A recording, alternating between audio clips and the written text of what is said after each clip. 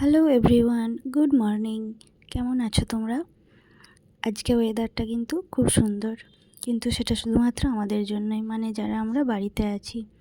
যারা অফিস যায় বা অন্য কোনো কাজে বেরোয় তাদের জন্য একটু অস্বস্তিকর জল কাদার জন্য। আর এই ওয়েদারটা কিন্তু বাচ্চা, বয়স্ক, এমনকি আমাদের জন্যও, শরীরের জন্য কিন্তু একটু খারাপ। তাই সবাই সাবধানে থাকবেন আর সাবধানে সবাইকে রাখবেন। তো সকালে এই ওয়েদারে একটু চা খেলাম, যদিও আমরা রোজের চা খাই না, এই অভ্যাস আমাদের নেই, কিন্তু আজকে একটু বৃষ্টি হচ্ছিল, সেই জন্য একটু ব্রেকফাস্টে অন্য কিছু না খেয়ে একটু চা খেয়ে নিলাম।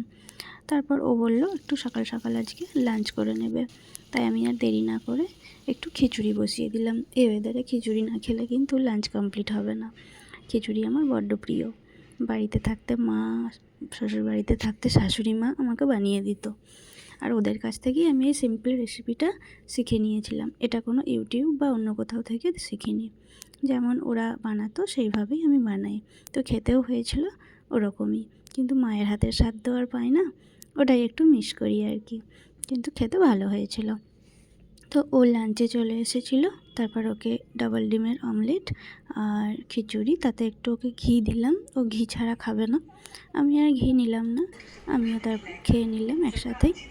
তারপর ও চলে গেছিলো ওর নিচে, মানে শোরুমে আমাদের। তারপর আমি একটু রেস্ট নিয়ে নিলাম। আসলে কি বলো তো, অনেকটা সকাল সকাল উঠি, তাই দুপুরে ঘুমাই না, কিন্তু একটু রেস্ট নিই। আর জানো তো, আমার না গল্প বই পড়তে ভীষণ ভালো লাগে। তোমরা প্রায় ভিডিওতেই দেখবে যে আমার হাতে গল্পের বই বা আমার পাশাপাশি কোনো গল্পের বই পড়ে আছে। আমি এই ফ্রি টাইমগুলো, মানে দুপুরে, একটু সন্ধ্যেতে, কখনো কখনো আমি প্রায় রোজই কোনো না একটা টাইম আমি গল্পের বইটা পড়তেই থাকি। আর এই গল্পের বই আমাকে এনেও দেয় আমার হাজব্যান্ড। ও জানে যে আমি গল্পের বই পড়তে ভালোবাসি আর কী বই পড়তে ভালোবাসি, ও সমস্ত কিছুই জানে, তাই ও মাঝের মধ্যেই গিয়ে এনে দেয়। আর জানো তো, আমাদের বাড়ির সামনেই না একটা লাইব্রেরি আছে, রামমোহন লাইব্রেরি।